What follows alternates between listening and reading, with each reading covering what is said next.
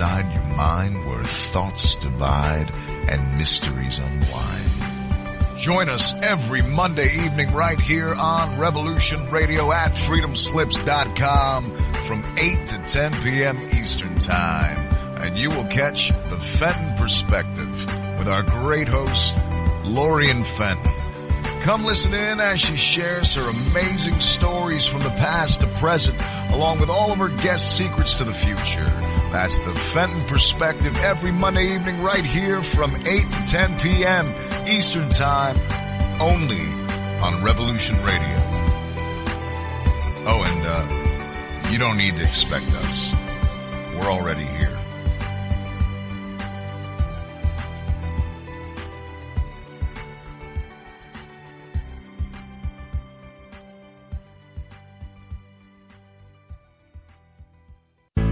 Extendivite really works. Just listen to what some people have to say.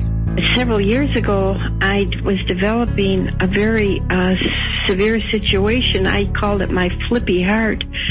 It was doing not good things, and I did not want to go to a medical doctor because I just knew they would give me a cover-up pill. I didn't want to get onto that sort of thing at all. When I learned it was garlic and cayenne, and cayenne is a healer. It is a wonderful herb. I said, I think I'm onto something here.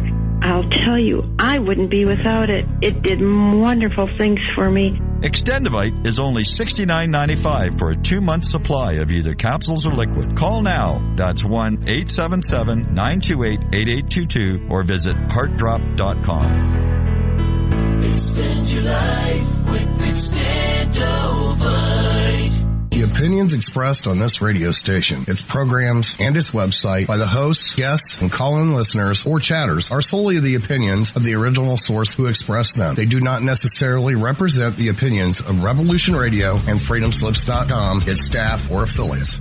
You're listening to Revolution Radio, freedomslips.com, 100% listener-supported radio, and now we return you to your host.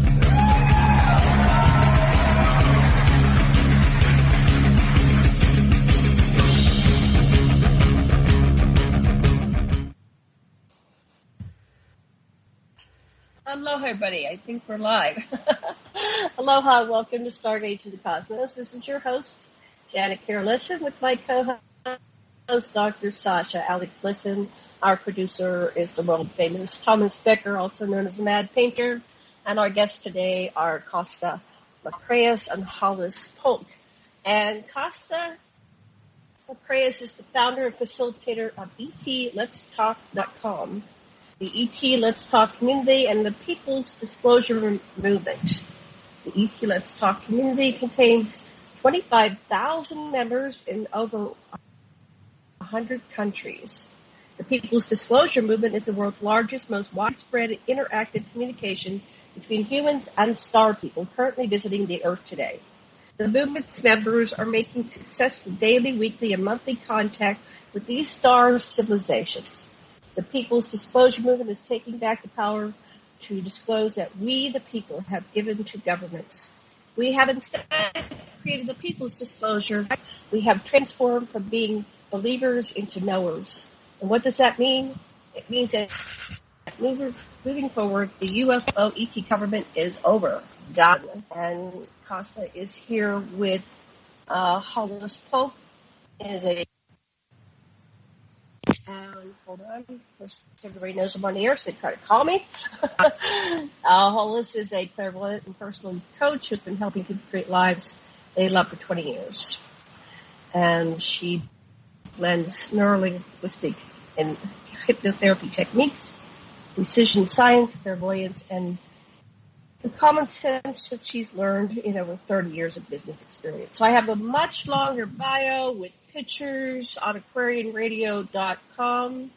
I welcome you to go search on my website for Kosta Makreas, Kosta, and Hollis, Polk, Hollis. Polk. Just put that in the search and it'll come up with their page and pictures and all kinds of information on it. So, Dr. Sasha, are you there? I'm here and all ears. All right. But I don't think our guests they can't hear us. They keep giving you signals they can't hear. Out. Okay, we'll find out right now. Hollis or Kosta, can you hear us? Either of you hear us? No. Okay. So a mad painter, Tom Becker. What can we do to fix this problem? Do you have any suggestions? They have to check their Skype settings and make sure they're not muted in that. Okay, so if you can't get your Skype to work, we can have you come on via a phone connection. Let me send that to you. Oh, I can't do 20 things at once. Okay. Sasha, talk about... They're saying they're not muted. They are saying they are not muted. They just sent me a flash. They are not muted. Muted. Okay, so let me put the phone number. Keep talking. Their microphone might not be muted, but they might be muted in their settings, audio settings. I just sent that to them. Okay, so check your audio settings. I look up the phone number, and we can just, if I have a phone number, can you guys type? Oh, here I have a phone number. Let me go and put that there for you, Mad. And, of course, we always have stuff like this. Bear with us. Sasha, say something. Something. Something, yeah. Stall. Do a tap dance. Talk. Okay. Well, there's a phone number. Do you see that, Thomas? That you can call them, perhaps, and they can just come on using their telephone. Do you see that? Yes, I was calling it. I couldn't stop in the middle of trying. Okay, just wondered if we're making progress. Let's see what. This is like the Who had this incredible song called "Getting in Tune," and Hi. That's what we're doing. Are you there? Tune. They're here. Hi. Okay, Hollis. now we're only on the phone. We've muted the... Yeah. We're getting, you know what, this is not unusual, and we're not paranoid people, but we often get interference from parts unknown, and this happened on an interview a couple weeks ago with me. We could hear you very clearly. All our settings were fine. We were not muted, and now our screen has gone inactive. So we're not able to do anything at the moment except talk to you. So thank you much for calling this number. Hollis, if you were to imagine, that a force or a person were interfering with you, what kind of intuitions do you get about what force or person might try to mess you up like that? First, let me say I need to be entranced to get information, and I am not. I have tried before to be in trance on a call like this. And, I mean, there's a process. I suppose I could do it, but I'm not there right now. And sometimes I get things anyway. Now is not one of those times, so I apologize. That's okay. Kosta, do you have any insight about who might be doing that through the communications? Just guessing. Just guess off the top of your head. First thing that comes to you when you think that that's happening. Anyway, we won't dwell with that. Let's move on. So, you know what? Start talking. Wait a minute. Tell us. Let me say this. Wait. Go ahead. I personally mess up electronics just by my presence. It's not an unknown phenomenon. It is not unique to me. So I personally would go with that rather than with paranoia. If anybody gets anything else, then, hey, I'm open to it. But that's, my default would be electronic things go wonky around me. Yeah, even if it's one of the interesting things that we do in the kind of psychology I practice, we just say, if you imagine there was an opponent of some kind out there, it's really a way of seeing what disowned part of yourself you're projecting out in the environment. And that's what I was interested in seeing.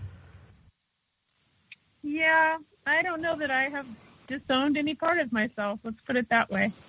Yeah, I own all of myself. I paid off the loan on myself a few years ago, so I'm a full owner right now, and I feel pretty good about it. I've got the deed.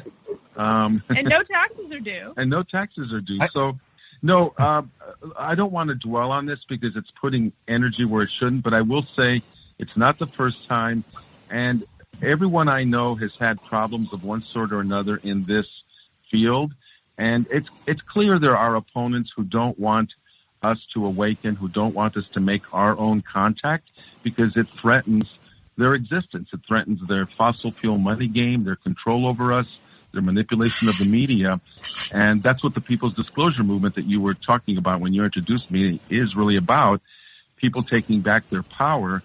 And anytime we start doing that, there are those who are threatened by that. But the truth is, we have allies, inner dimensions, and galactic that are far more powerful than anything that is trying to mess things up right now, and they'll straighten that out. That's what I can say. I agree. Meanwhile, we can just keep talking this way then. Okay, so let's shift gears, and we're going to go into a more positive mode. Like, who is this organization? First of all, who are you individually? And then how did you meet each other? And then what led you to create this organization? So let's, ladies' choice. Do you want Kosta to go first, Hollis, or do you want to go first? Tell us who you are. Well, a little bit about yourself. I think I'll go first because Kosta. It ties in with Hollis coming in as well. Myself, well, as you mentioned in the information at the top of your show, I'm the founder of ETLetsTalk.com and run an online community of many wonderful people around the world. And we make contact. We teach each other how to do it. We teach new people. We share our stories, tips, and all that, so that as a community, we really have created a group field over the years, which is a field of welcome and goodwill towards our star visitors. That's what the community is about, and of course we always invite more and more people to join us, and I'll give some more information about that later. But as an individual speaking, I grew up with a fascination with all things that were about space in the Midwest of the United States many decades ago. I loved science fiction. I loved astronomy. The NASA program was going on in the 60s, and it captivated the imagination of the world. I had my own telescope, so that and reading a lot of science fiction always had my eyes focused on the skies and on the larger universe. I think when I was around 10, I picked up my first UFO book, and it was written by one of those who were part of the contactee movement in the late 50s.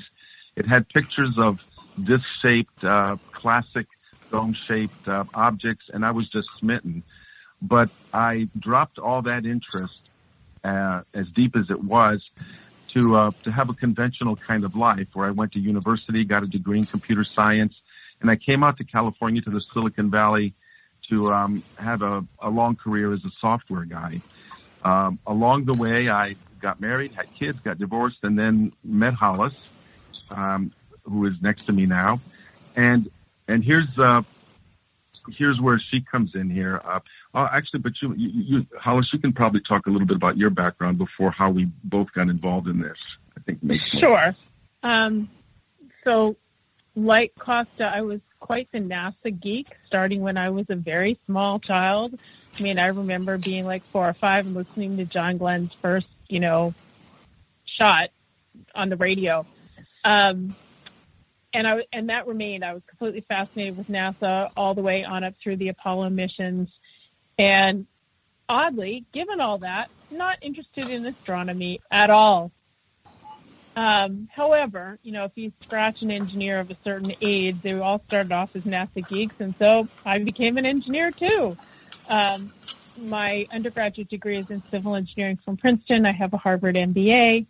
But again, I kind of left engineering over time to do different business things, mostly have been self-employed, and over the years developed an interest in things psychic, Some of that really started when I was a kid, but when I was a kid, it was strongly discouraged. Came back as an adult and, have developed that, learned hypnosis because one day I had a room of 35 people lying on the floor, tranced out around me, and I thought, gee, I ought to learn to be responsible about this. So I became a hypnotherapist, and before that I had learned NLP because I was doing sales and had no idea what I was doing. So I guess that's my background before we get to what brings us here today. Yeah, How did all you this get 35 people? Wait a minute, I'm stuck with you. I'm seeing 35 people on the floor in a trance. What led to you having 35 people on the floor in a trance and you didn't know anything about hypnosis? I'm curious. Oh, okay.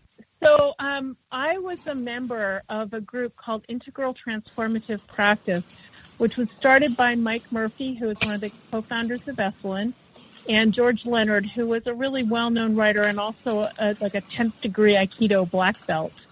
And they had this idea that we could all live more full lives than we were living, and so we had a regular practice of physical things and meditation and group meetings and whatever, and it was quite an amazing program. It is actually still going on today. And after 2 years of teaching this, George and Mike decided they didn't really want to teach it anymore. Well, I wasn't willing to let it go, so with a couple other people, we continued on teaching in their stead, with some guidance from them. And we decided to do a one-day retreat, and part of the retreat, I don't even remember. I just remember, because I had the NLP experience and because I'd been meditating for a long time and because I did reading, somehow I got to be the person who was in charge of the meditation. So I was doing this guided meditation, and like I said, I looked around, there's 35 people lying around on the floor. And oh, God. Anyway, so there you go. Okay, thanks. Okay, go ahead, Kosta. What were you going to say? Oh, I was going to say that where the contact, the EP contact thing really brought us together, started with myself in 2006 when I discovered on the internet, which was like drinking from a fire hose, as I put in the term UFO, and discovered all the things that had really excited me as a younger man. And along that way, I found a group of people here in Northern California that were going out under the stars and using consciousness and visualization to make proactive human-initiated contact with star visitors. This excited me a whole lot. I also had a little bit of fear because I had grown up with the programming from Hollywood, the evil alien stuff that is just spread all over the place. And but I overcame that, and I asked Hollis, look, I'm going to be going for a week and making this contact, I hope. Would you like to come with me? And she said, no. and followed by, I have a business to run, and this doesn't really pull. Like, I'm sure it's all true. I had been given by my dad Chariots of the Gods when I was like 10 years old, so I'd read that, and it never made sense. Like, why would humans be the only conscious beings in the universe? That's never made sense. So when Kosta said he was going, I was like, oh yeah, cool, have fun. But yeah, I'm not going. Yeah, so it wasn't very personal to her. And to make a long story short, during the week that I made a whole bunch of friends, we were in a group of maybe 40, 50 people, making contact every night. It was my practice to call Hollis the following morning while she was having her coffee and tell her about the previous night's experiences, all the cool things that we were seeing, because we were seeing zigzagging lights, communicating with us, pulsing, answering our signals, orbs and trees, all kinds of new things. So I was rather excited. But along about the fourth or fifth morning when I called Hollis and I was getting ready to tell her about the previous night, she said to me, now, wait a minute, before you get started, I've got a story to tell you. And my first thought was, really? What could be more exciting than what I was seeing last night? But go ahead, dear. What happened? So the night before, I was sitting in bed reading, like you do, and, it's time to go to bed. So I reached over, closed up the book, put it on the nightstand, turned off the light there, and turned around towards the foot of the bed to kind of scooch down to go to sleep. And as I turned down to the foot of the bed and my eyes adjust to the darkness, and I should say, before I go on, my night vision is very, very good. And this was my night vision. This was nothing psychic at all. So I look at the foot of the bed, and there are these 4 little beings, maybe a 5th one, standing around the foot of the bed looking at me. And the thing is, there was such love coming off them towards me that there was no way I could be afraid. Because, who could be afraid of that much love? But I was shocked. Right? Nobody had ever told me this could happen, that, beings could materialize. That was beyond me, right? I was used to seeing stuff psychically, but this was not psychic. They were standing there. They're standing there. They were 3.5 to 4 feet tall, translucent white. They had large heads, and compared to the heads, skinny necks, narrow shoulders, thin arms, thin torsos. I assume they were bipedal, but they're standing around the foot of the bed, so the bed kind of obscures everything from, the waist-ish down or the hips-ish down for them, so I can't tell. Anyway, so we kind of sat there or stood there, staring at each other for a while, and my mind absolutely went blank. And my mind doesn't ever go blank. And after a while, I thought to myself, oh, yeah, right, Kosta's right, yeah. And I heard telepathically from them, who are you? In that tone. And again, like I said, my mind went blank. After a while, wow, I thought I should ask them something. What do I ask them? Oh, nothing prepares you for something like this. And the only thing I could think of was to ask them, where are you from? Much better question would have been, how'd you get here? But, I did the best I could. So I think to them, where are you from? Right? Because obviously they can talk to me telepathically. Presumably they can hear me telepathically. Where are you from? And then slowly in my mind, this word forms. Arcturus. And after that, we stared at each other some more, and then they just kind of faded out. And I lay there and thought, okay, that was weird, and rolled over and went to sleep. So the next morning when Kosta called and I told him this story, I told him, Arcturus, and then, is that a place? And he said, I said, yeah, of course it is. It's a super red giant. It's Astronomy 101. You learn about Arcturus, and I forget the constellation it's in now. I think it's Bootes. I'm probably mispronouncing that horribly. But yeah, I told her it's a real place. It's a real star system, and you quite legitimately heard that. So that was kind of cool, because suddenly Hollis was telling me, well, you know what? Now it's personal. They had literally shown up in front of her, and she could no longer say, well, this is not personal to me. I got a business to run. What's it got to do with my daily life?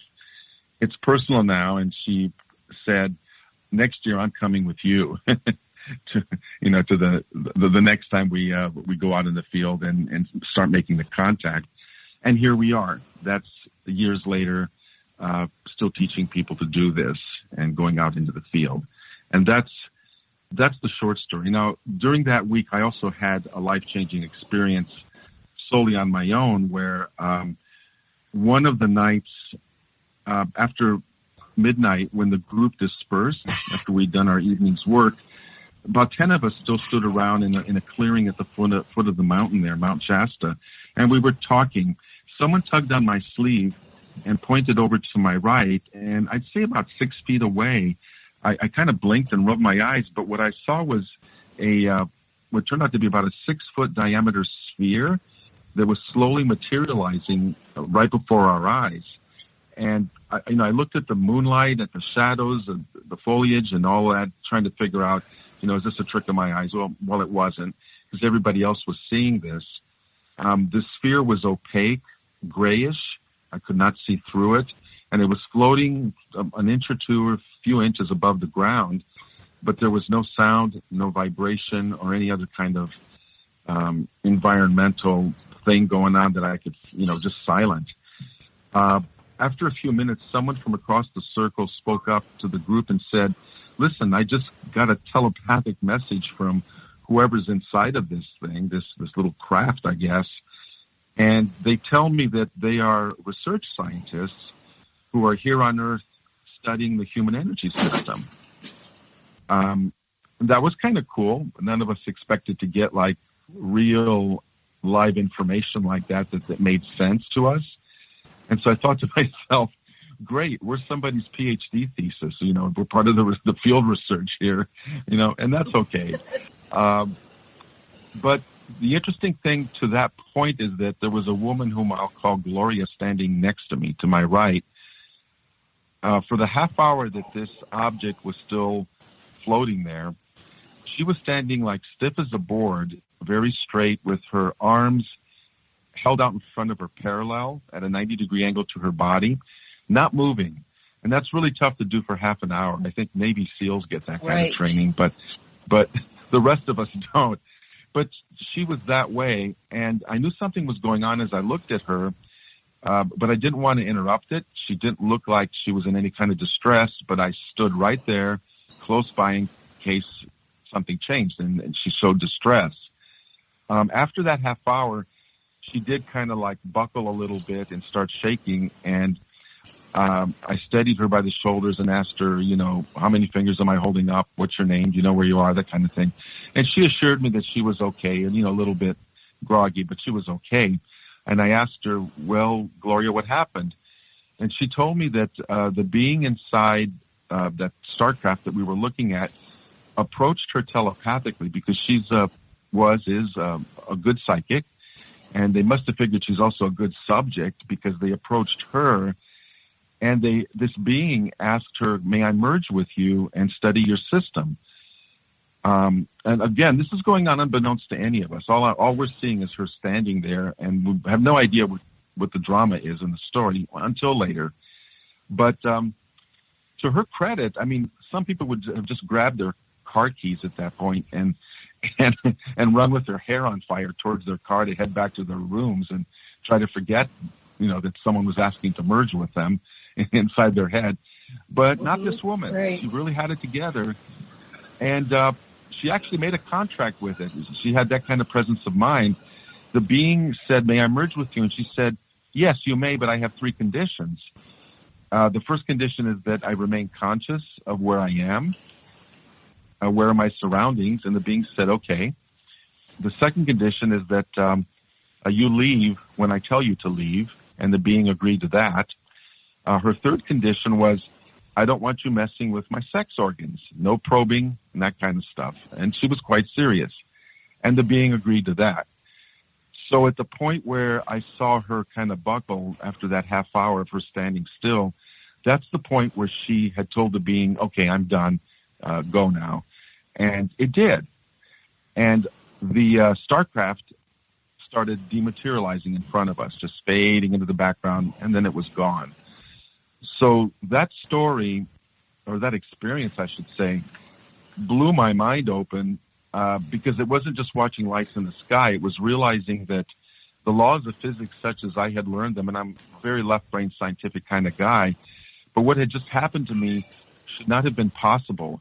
And yet, because it did happen once in front of me and 9 other sober people, there were some laws operating here of physics that we know nothing about, and we better get with the program and kind of open our minds and try to understand this is a wider universe than we know.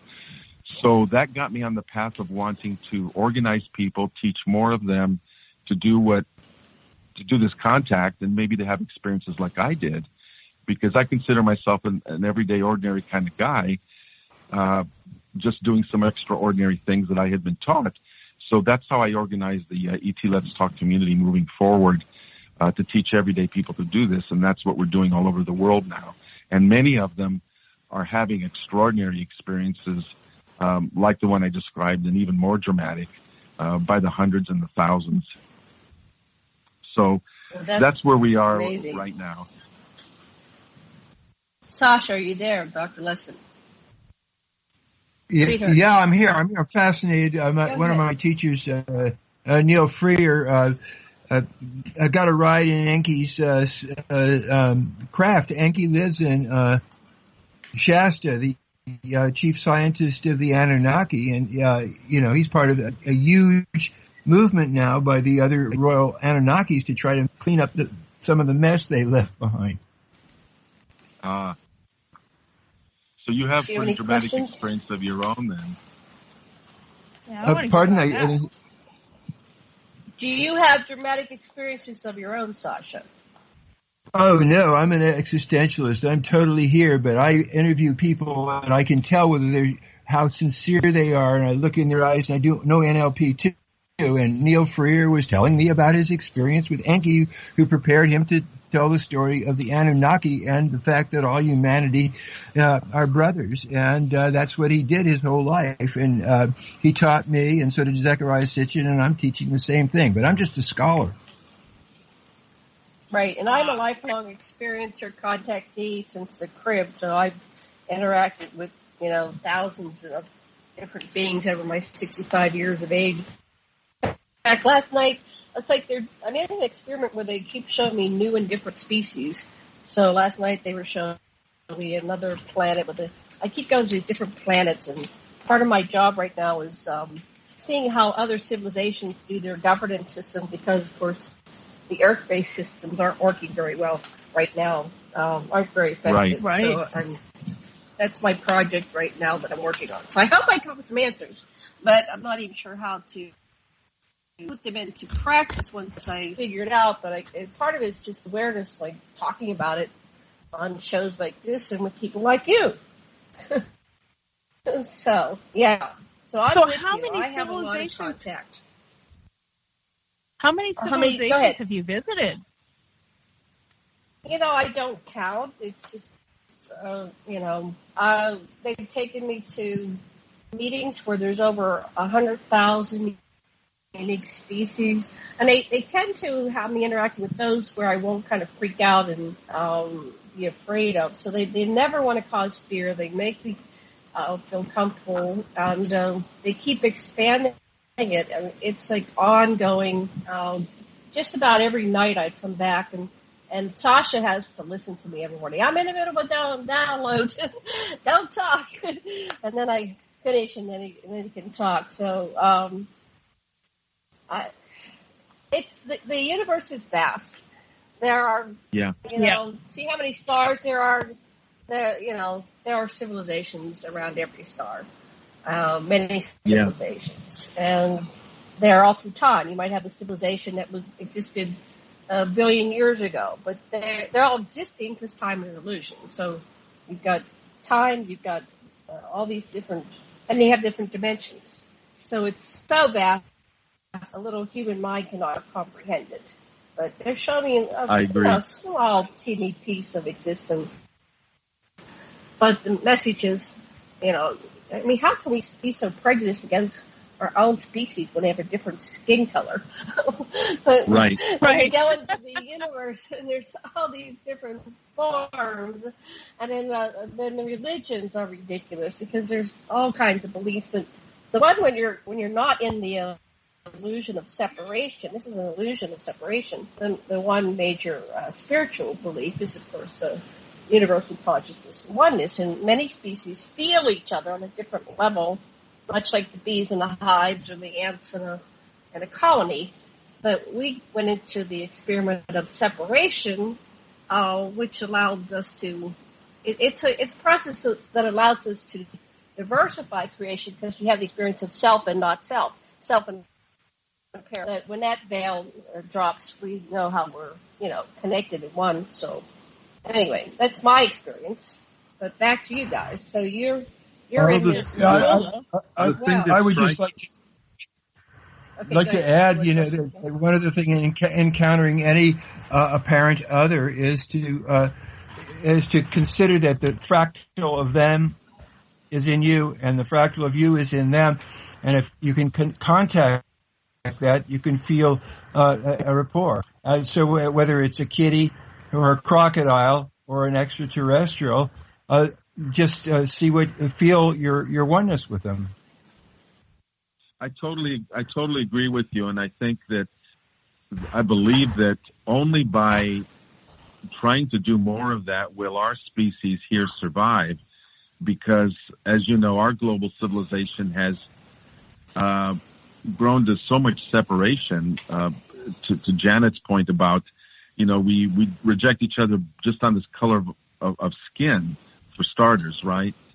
We have to get over that, because we're at a point now where if we don't, we destroy ourselves, because if another war comes, it'll be religion-based, which will make the previous World War, the amount of hatred that comes with religion or someone else's religion is is worse than what we experienced the last time around.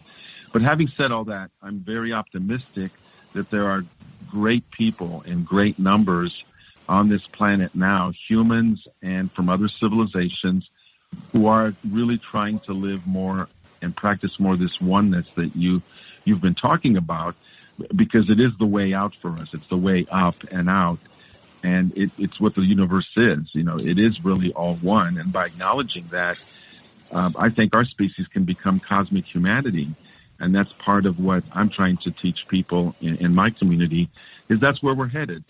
It's cosmic humanity, and that's an incredible thing that hasn't been tried before. But the cool thing is we have a lot of help, as Janet has attested there, and as what you were talking about, Dr. Sasha, the Anunnaki trying to clean up the mess. We have those that have gone this way before and have a lot to teach us, and out of compassion are here in great numbers right now to help us out. And that's where I'm placing my bets, is all our cosmic friends being there for us.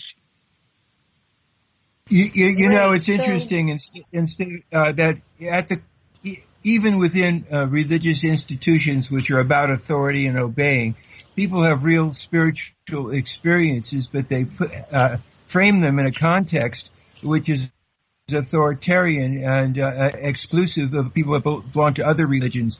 But there's a real spirituality in every tradition, and there are people that reflect philosophically and get to the same unity consciousness, I think.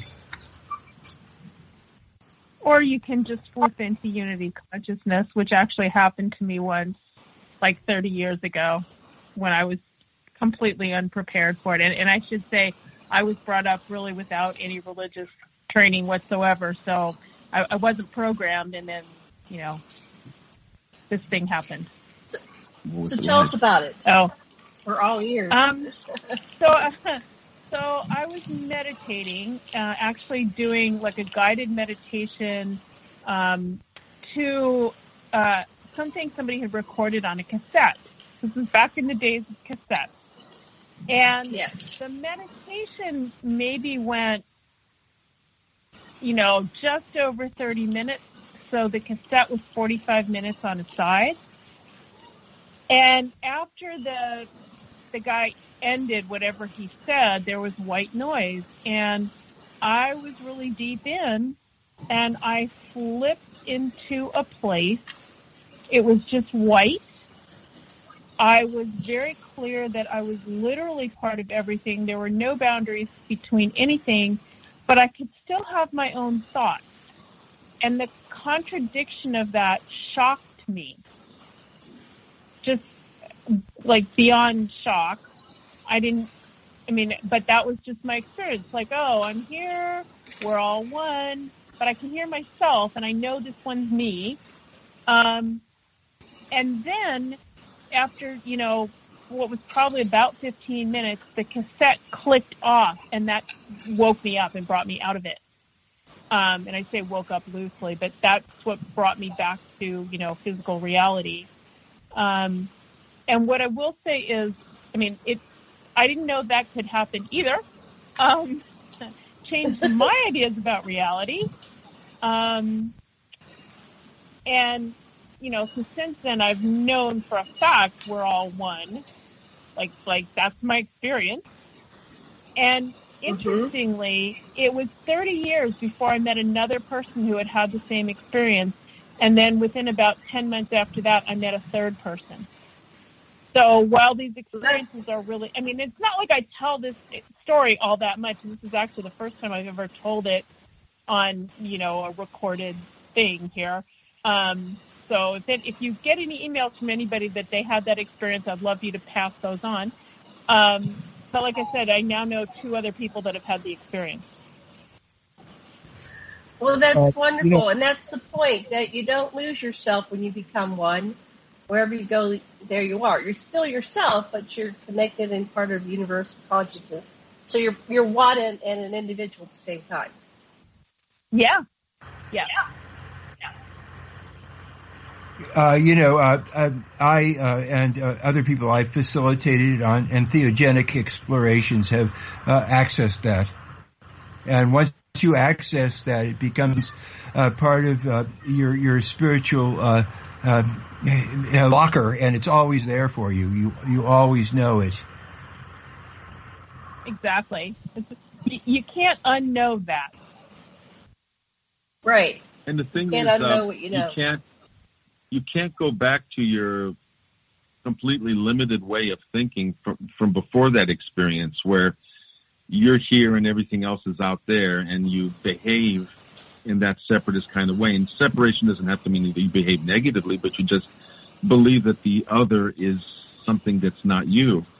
After that unity consciousness, and you know that everything is you, you come back and you've got to say to yourself, okay, when I'm yell at a driver that cut me off, thinking that I'm hurting that person, whatever, that's really a part of me, and I'm doing that to myself. And by drinking poison, I'm expecting that other person to suffer the results. It's all me anyway. And again, not having gone into that unity consciousness myself, to my knowledge, I really marvel at being in that and coming out and living a life that is a whole lot more holistic and integral than what must have come before. So you've got this organization. So tell us how you got 25,000 members in more than 100 countries. That's amazing. Because, when I talk to people, they're complaining, well, there's so many people that don't know about this, or they look at us like we're crazy people. But you're showing the opposite with this mass amount of people. Tell us a little bit more about that. Yeah, it's I've been at it for 13 years, and because I like to communicate and I like to meet people, and because all of us have this wonderful thing called the internet, which has its upside and its downside, but having used its upside for all that time to get on social media, to meet people, to get them started, to encourage them to start their own groups and their own networks, so that we have networks within networks within networks now. And I stay in touch with all these people. As Hollis knows, I spend, lots of hours a day talking to new people, talking to old friends, all communication, and it's community building. And I'm an organizer, not a researcher, not a ufologist, and not a lot of other things. But I'm good at organizing, and I like people, so that's how it happened. It was just steady, day after day, thousands of hours, year after year, sticking with it, and finding good people, and then supporting them. When they had their experiences, I would introduce them to other people that I knew who had the same experience. And so this community has grown organically. It's not that I found every single person myself. It's that I found a few, they found others, who found others, and circled back and talked to 2 iterations before them. It's the building of a network.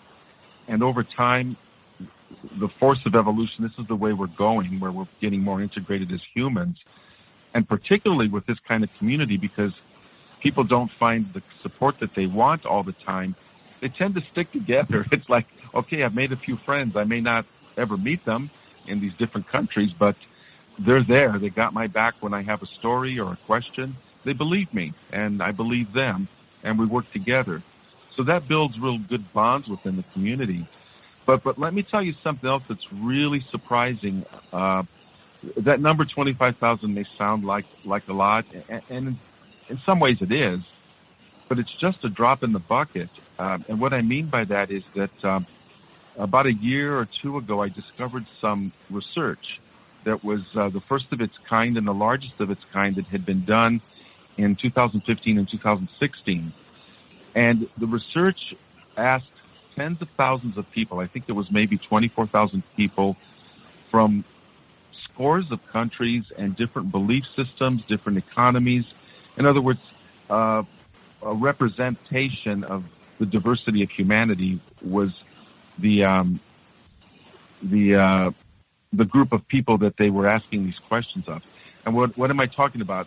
Well, the research was wanting to know what do global adults in all these countries feel about extraterrestrial life. And they asked a lot of questions. It was a serious research topic. It produced a paper, and they had numbers and graphs and all that.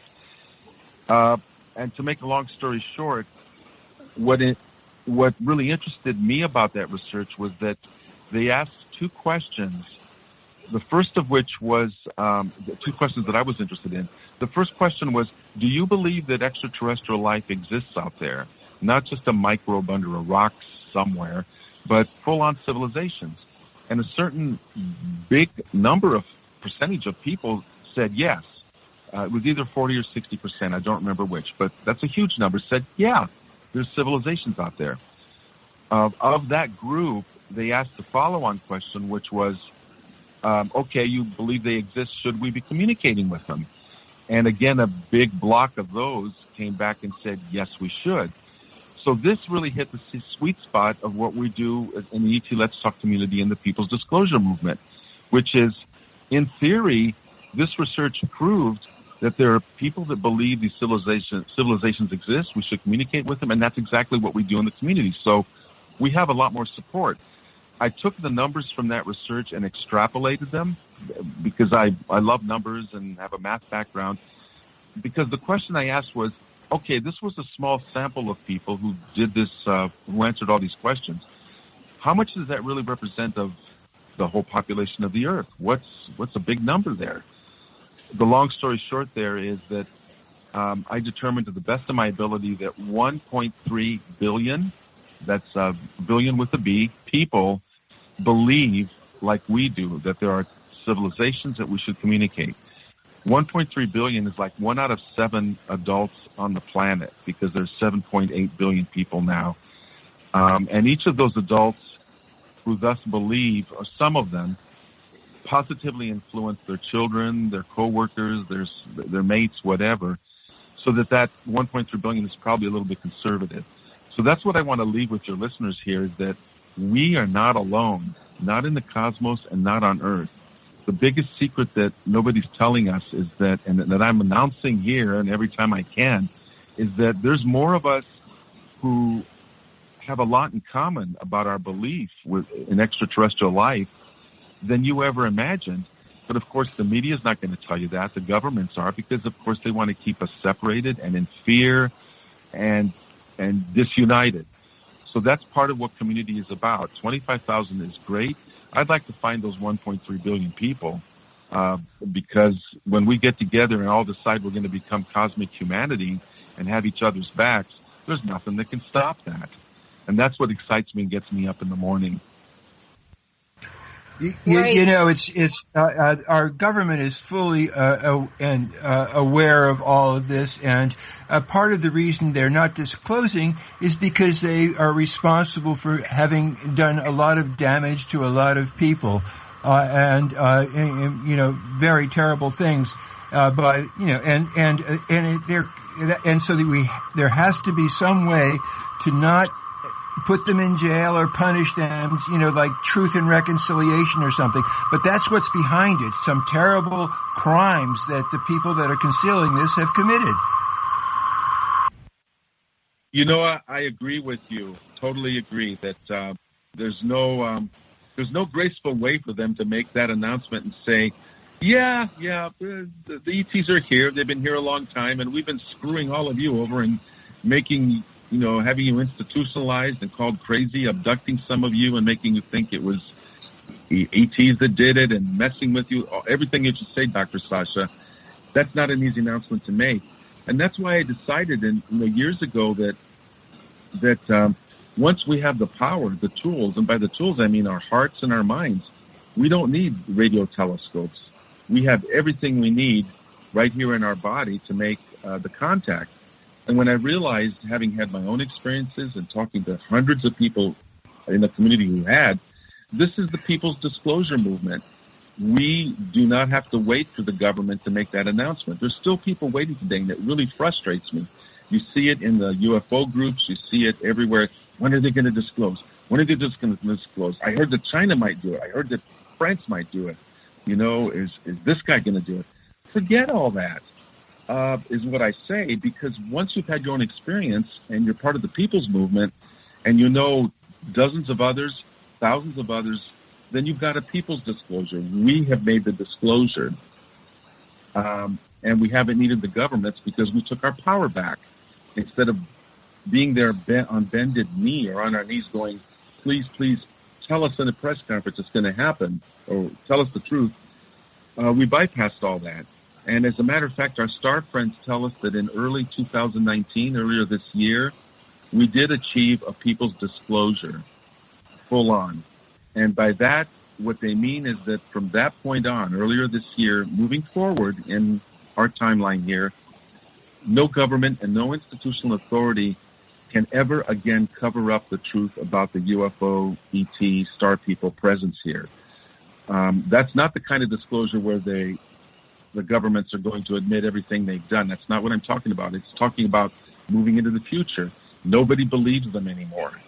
We have reached the tipping point where we believe our own friends, our own eyes, our own ears, our own experiences. And that's the disclosure that really matters, because we're about the future now, not about what the past and the lies and all that have done to us, which have limited us. Our future now is unlimited because we cracked it open with our friends, and we're a community now that has the power to become cosmic humanity. Yeah.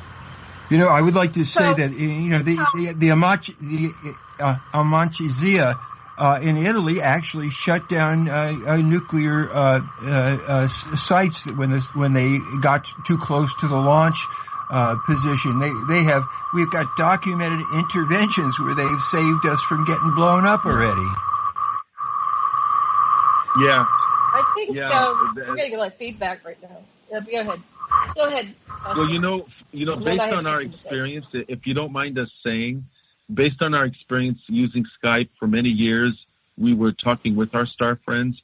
What you're hearing is exactly what was coming through our speakers and different variations when they were trying to tell us they are there. So we're not surprised we're hearing that. It's not, and we've spent hundreds of hours on Skype, so we know what real interference sounds like, and we rarely experienced real interference. But what you were just hearing and what's been happening and coming and going, that's the evidence that they're here. They're saying they're here.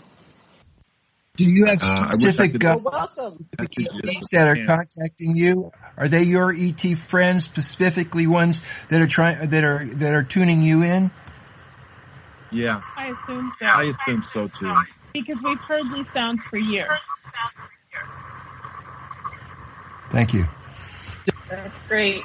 Well, I wanted to say that part of the problem that I think we have with disclosure is that there are beings that have created a lot of crime. They have committed a lot of atrocities. They've killed people. They've enslaved people. They've introduced religions as a control mechanism to keep humanity in a constant state of divisiveness and war and conflict. And so I'm not sure how that will work, where we can at least get the governments to set aside, unless there's going to be some kind of huge display of here we are. I know they're showing up to us individually But somehow humanity is not getting it, and we're still empowering these governments and religions that have been, divisive and keeping us enslaved and disempowered. So we've got to somehow rise above it ourselves and really believe in our connection to the divine, to the other entities that are outside of this matrix. And I think once that happens, it'll be like the veil will fall and the emperor has no clothes and the Wizard of Oz is behind the curtain. But until we keep believing, our belief is what's holding this together, where we're, enslaved in this system, which doesn't really respect consciousness or individuality or the path of enlightenment. What do you guys think of that? Just putting that out there. Well, one thing I would say, and I'm afraid I cannot quote statistics, but it's something I was reading literally today. In recent polling, fewer and fewer people, at least in the United States, are attached to any kind of religion at all. And among the youngest people polled, I think 18 to 29, it's down to like 20%. It's really low. Yes, we're awakening. We're waking up. What you say is true. The systems of the past don't have to be the systems of the future, Janet. Hollis and I have seen since our childhood. Hold that thought. Hold that thought. I'm sorry. We lost track of time. That's our commercial break. We'll be back in 5 minutes. So remember where you were, Kosta. We'll have you back. Thanks. Okay.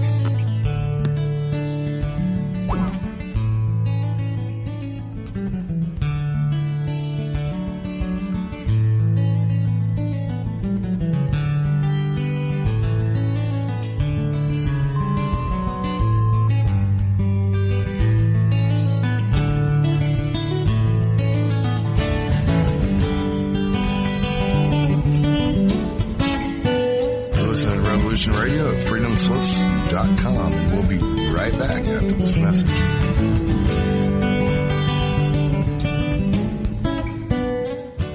Wadiya will remain a dictatorship. Oh, be quiet. Why are you guys so anti-dictators? Imagine if America was a dictatorship. You could let 1% of the people have all the nation's wealth. You could help your rich friends get richer by cutting their taxes and bailing them out when they gamble and lose. You could ignore the needs of the poor for healthcare and education. Your media would appear free, but would secretly be controlled by one person and his family. You could wiretap phones. You could torture foreign prisoners. You could have rigged elections. You could lie about why you go to war. You could fill your prisons with one particular racial group, and no one would complain. You could use the media to scare the people into supporting policies that are against their interests. Tune in Monday through Friday, 4 p.m. Eastern Time, for Liberation Nation with Deacon John, where America comes to hear the truth. I know this is hard for you Americans to imagine, but please try.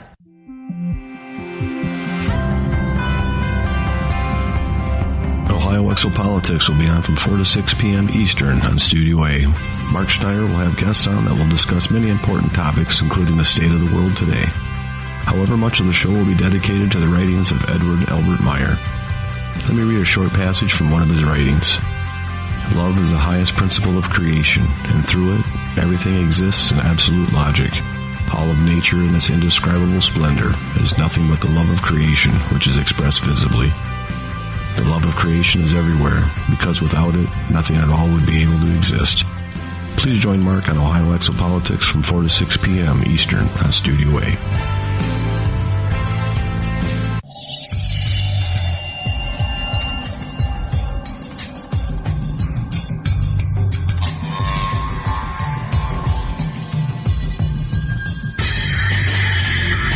It is no secret that the so-called mainstream media is best described as controlled propaganda. Countless news stories are either totally ignored or spun with half-truths, and because of this, essential facts and vital information are often compromised. Join Dr. Ott every Friday night on Studio B at 10 p.m. Eastern and learn why The Story Behind the Story was nominated for a Peabody Award in its second year of producing unparalleled broadcasting excellence in 1997. That is, if you really care about learning the truth.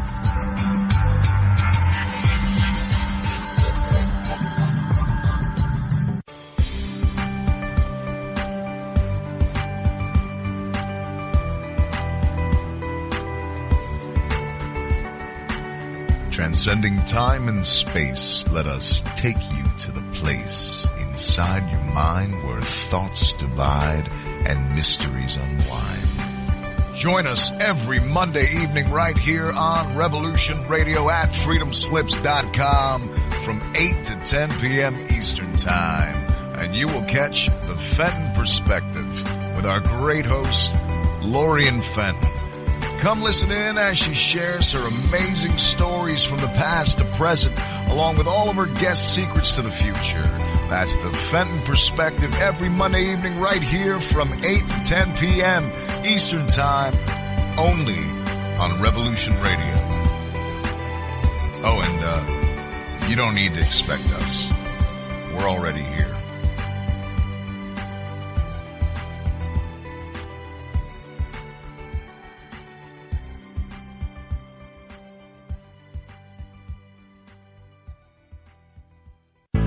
Extendivite really works. Just listen to what some people have to say. Several years ago, I was developing a very severe situation. I called it my flippy heart.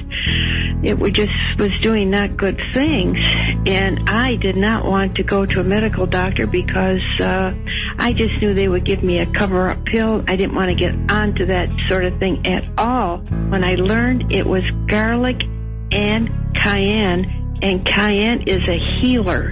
It is a wonderful herb. I said, I think I'm onto something here.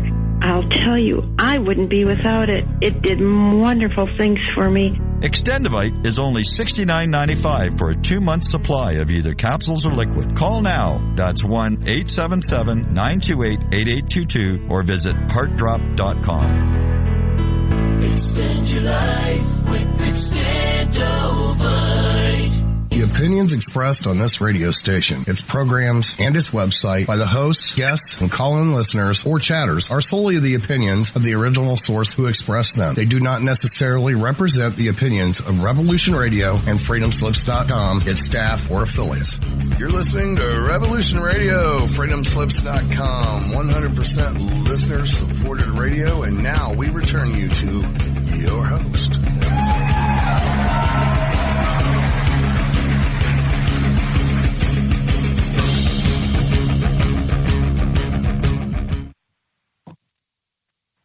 Aloha and welcome back to Stargate to the Cosmos.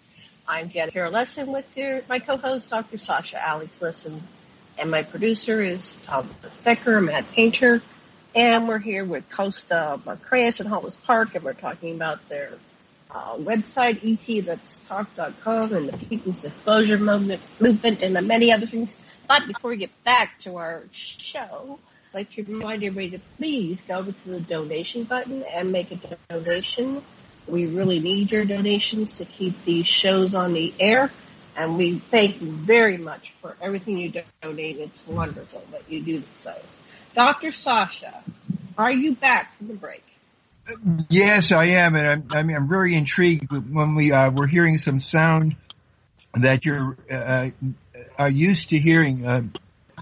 That I asked, there's some special extraterrestrials that tend to respond to you or that are mentoring you.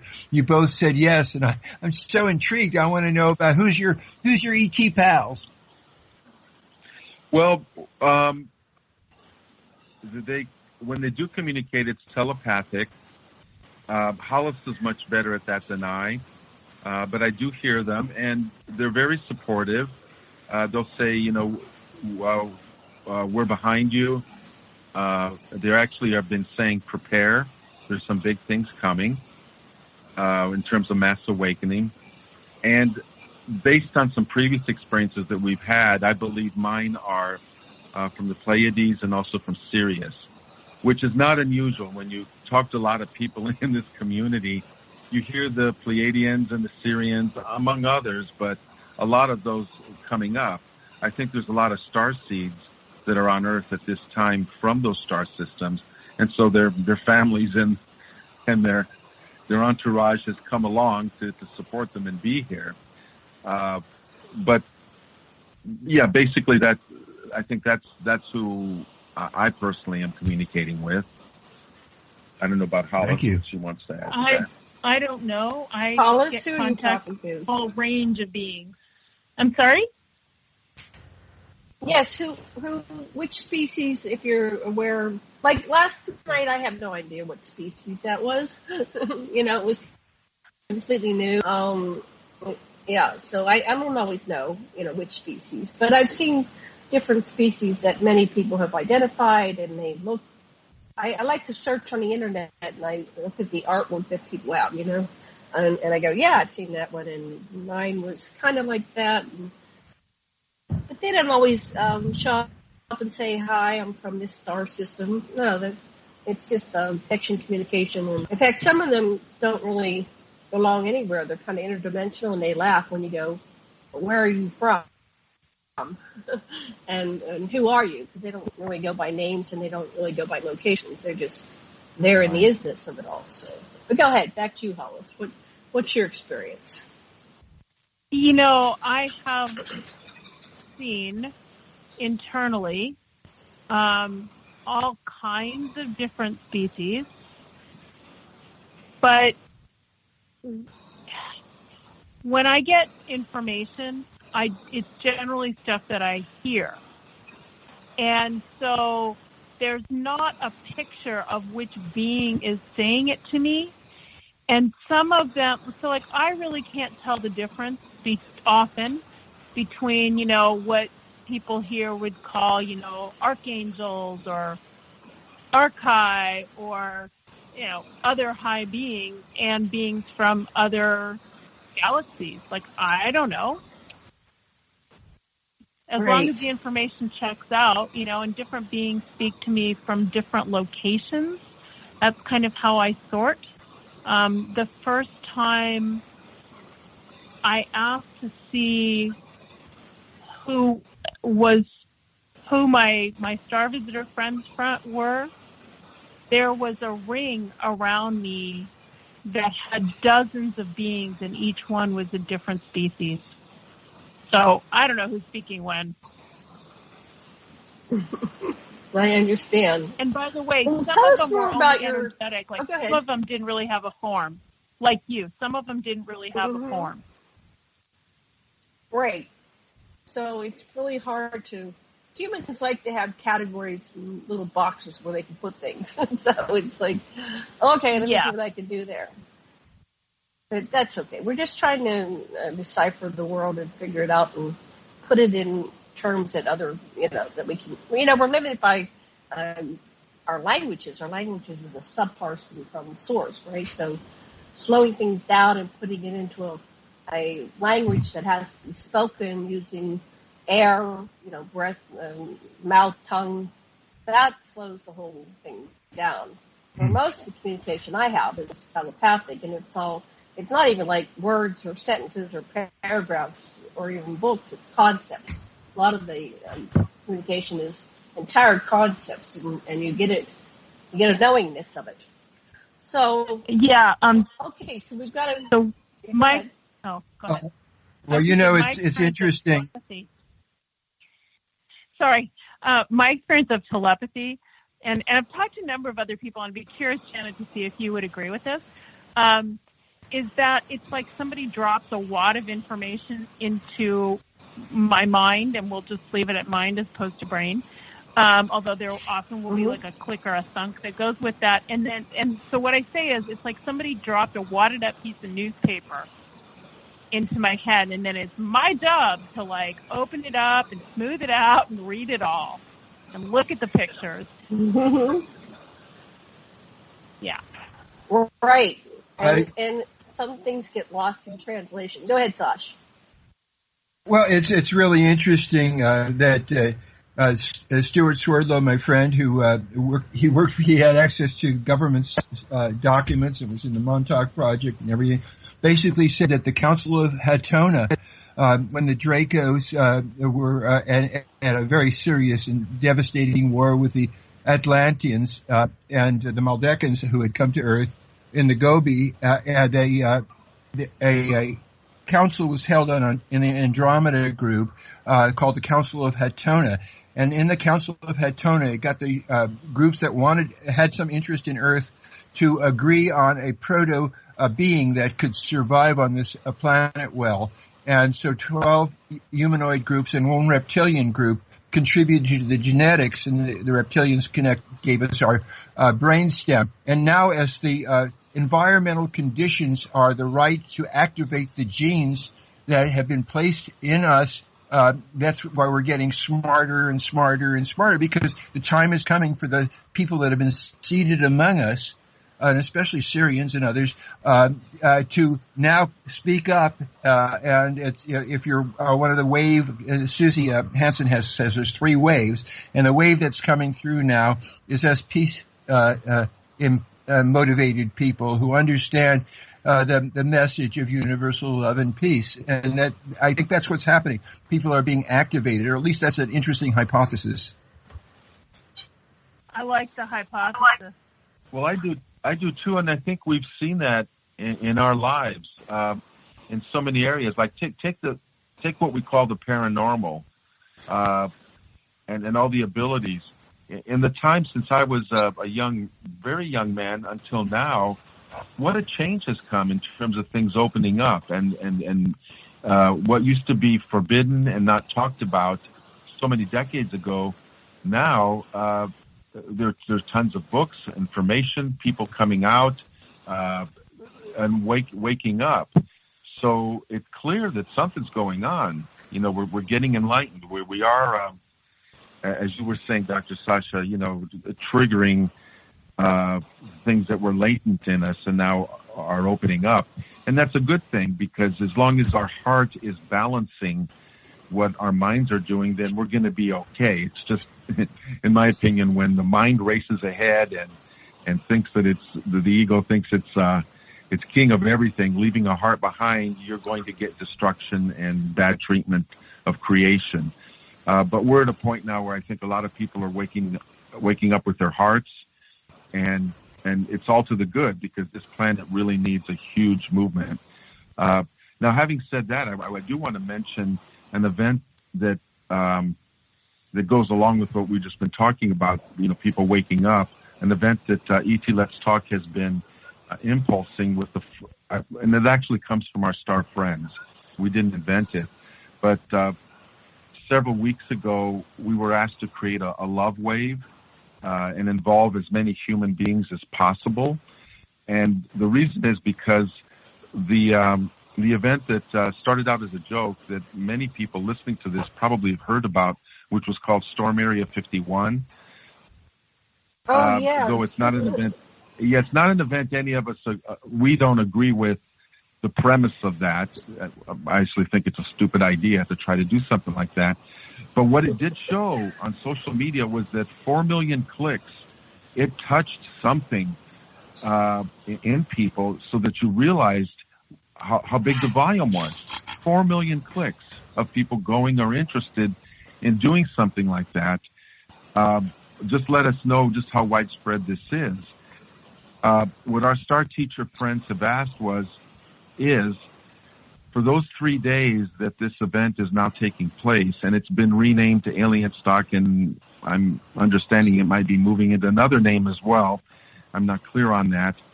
But for 3 days from September 20th to 22nd. Like Woodstock?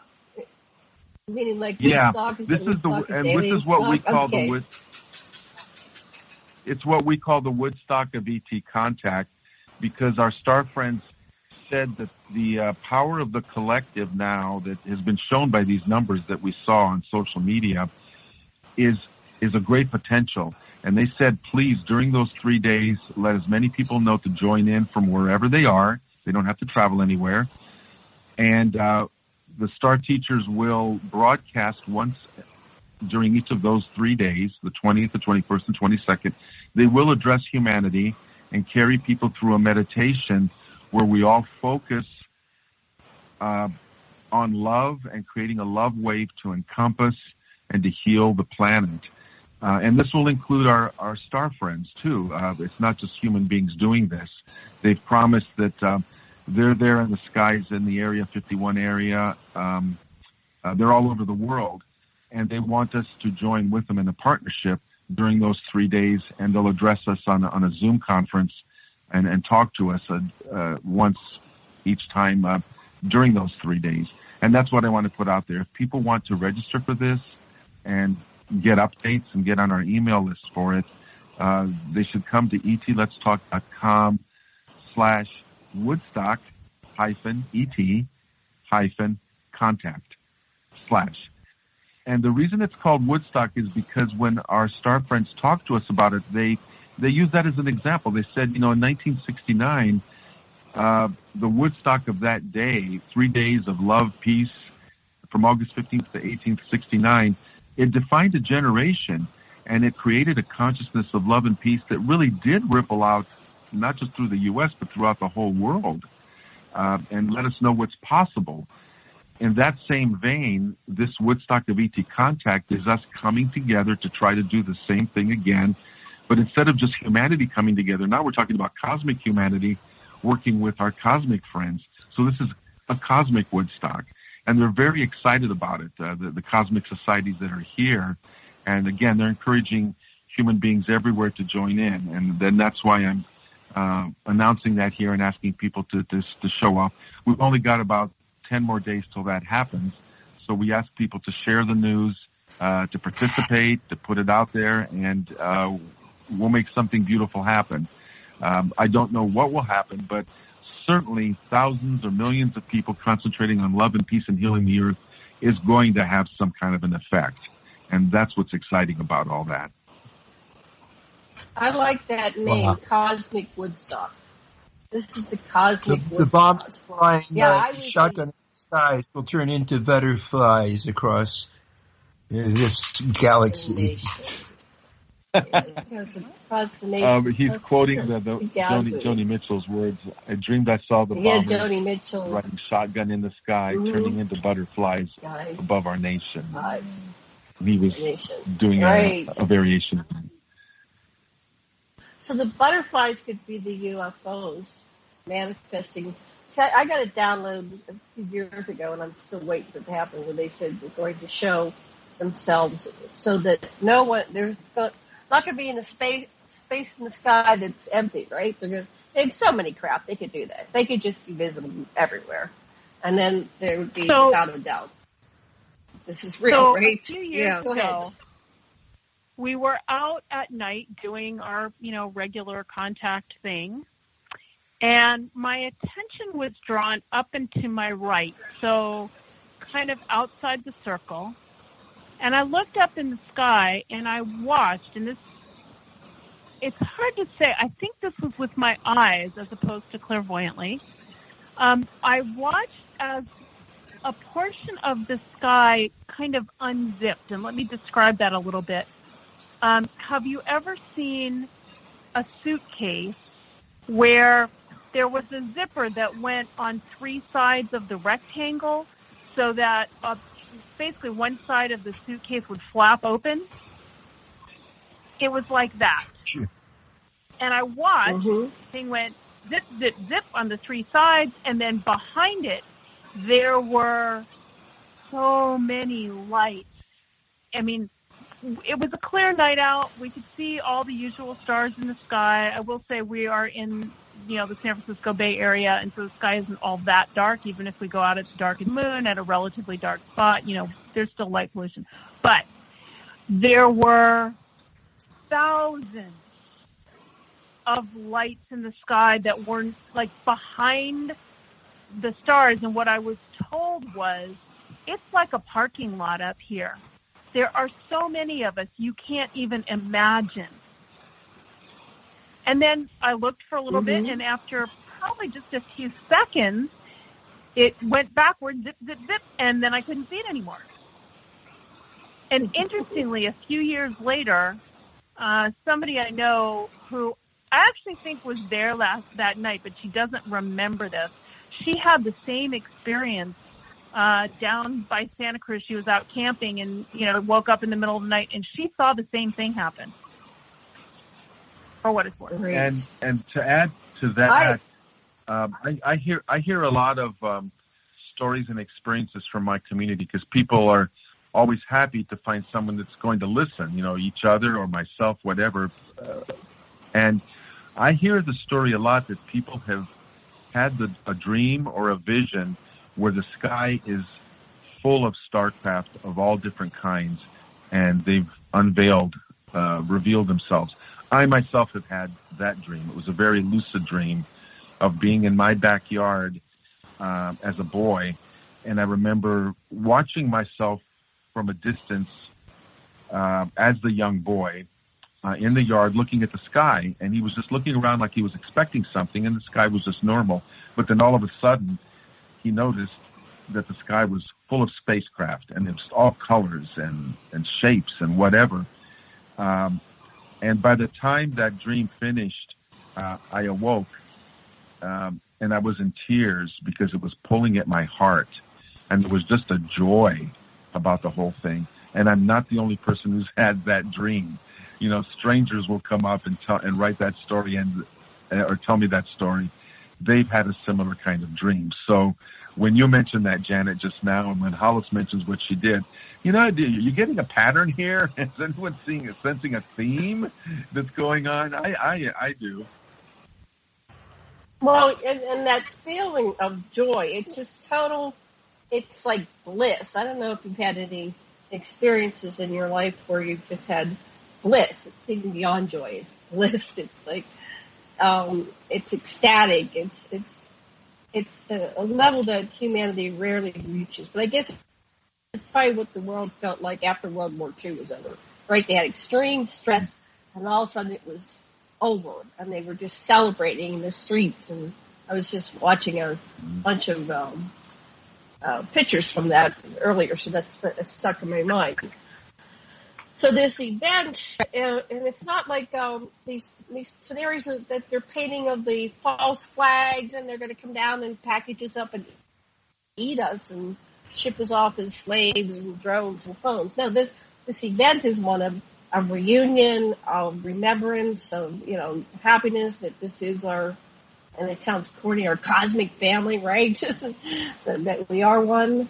So that's the type of thing that I've been seeing, and then I feel so sad when I interview people and they have all these horrendous, bad, negative experiences around ETs. What do you do, when you have those with people? I'm sure you've encountered that. No, not very much. Honestly, not very that's been so overblown. I'm sorry that. Our friend Ray Hernandez and the people at the Free Foundation and his team studied more than 4,000 experiencers and compiled statistics and did a very thorough research. They found that I think it was 85% of the respondents said that they had a positive ET experience or neutral, positive or neutral. Now, of course, that left 10-15% that didn't say that, and I'm not wise enough to know what the answers to all of that is. But here's the point I want to make: is the negative abduction phenomenon has just grabbed the minds and grabbed us by the fear gonads in order to manipulate us. The truth is, most experiences, like I said, 80 or 85%, are positive, and so we have to flip this whole meme, this whole thing on its head and say, by and large, there are incredible numbers of benevolent civilizations here. And that's what I'm seeing in my community. Hundreds of stories of healings taking place, of people seeing balls of light that enter them, and they just feel incredible love and compassion and arms wrapped around them. I mean, it goes on and on and on. Really great experiences. So, my money's on that. I'm going to stick with all those positive experiences. And it's not to say I can explain something negative someone's gone through. I can't. I may be very individual. But by and large, we have to start thinking positive and looking at the incredible amount of positive company that we have out there that's here to help us. And the more we concentrate on that, the more we'll create a future. Absolutely. I totally agree with you. I wanted to say that a lot of the ill treatment is done by our military, our clandestine military. Gloria, who we've worked with extensively, talks about and almost all the people, rough treatment tends to be from our so-called elite soldiers in the secret space program and stuff. And so ultimately, we've got to somehow make friends with or accommodate with the people, the Nephilim and the people that are oppressing us, the elite that are causing all this junk. They're humans too. We must find some kind of way to meet with them instead of annihilating them or having them annihilate us. I think I agree with you, but where I might disagree a little bit, though, is that there are some elements, and they're not in great number, but they have enormous power, in whom their light has been shut out so almost completely. They're not the ones you can sit down at a table and negotiate with in good faith and with good intention. I fully trust that the benevolent civilizations that are here know how to deal with that kind of an extreme. Now, it's a continuum. There are many that we should make friends with. There are many that were trapped themselves, that have been part of that system to abuse others who themselves were abused, and we need to have reconciliation instead of taking revenge. I agree with that. Yes.